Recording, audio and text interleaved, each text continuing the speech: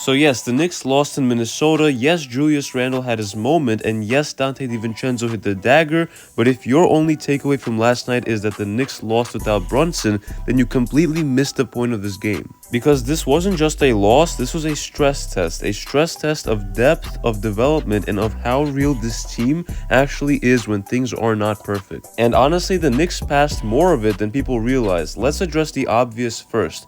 Julius Randle emptied the clip in the fourth quarter, 15 straight Timberwolves points, flexing, mean mugging, letting the Knicks bench hear it.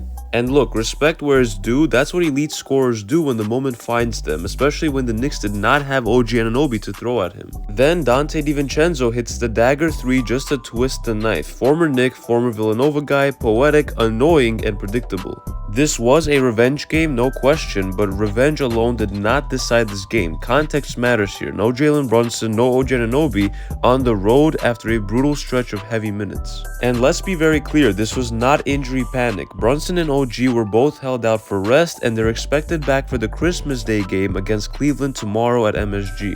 That's 45 points per game, plus your best perimeter defender sitting by design. And despite that, down 16 in the second quarter, cut it to 6 by halftime, and then they go on a 17-3 run in the third and actually took a lead at some point. That does not happen by accident, that is this team's DNA. Now let's talk about the biggest storyline of the night, Tyler Kolek. First career start on the road against one of the most physical teams in the league without Brunson, and he gives you 20 points, 11 rebounds, 8 assists, and 3 steals. Let me say that again, a guy the Knicks drafted in the second round and is in his second year in the NBA, and he puts up a 20, 11, and 8 line in his first NBA start. That is not empty production, that is not a oh he got hot moment, but that is feel, that is toughness, and that is a guard who understands how to control a game. Was he perfect defensively? No. Mike Brown said it himself, they need more on that end from him.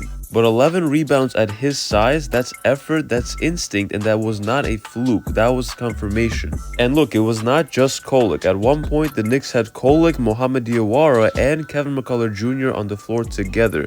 That lineup probably has fewer than 40 total NBA games combined. Maybe not quite that number, maybe higher or lower, but you get the point, they're not that experienced. Diawara played real minutes again, McCullar played meaningful minutes after barely touching the floor all season, Dadiet logged 11 minutes, his biggest workload of the year. Is that how you win road games in Minnesota? Absolutely not, but that is how you build answers for April, May, and June. Mike Brown said it perfectly post-game, quote, "Our young guys gotta be ready, that's what this league is about." And nights like this are how you find out who actually is. Karl-Anthony Towns also finished with 40 points and 13 rebounds in his return to Minnesota, and still Mike Brown said that he expects more. That's not criticism, that's just a standard for this Knicks team. 40 and 13 does not surprise anyone anymore, but availability, discipline, and timing are what turn numbers into wins. Cheap fouls matter, minutes on the floor matter, that's the next level for Cat in New York. So zoom out, this was not a collapse, this was not exposure, this was a calculated decision.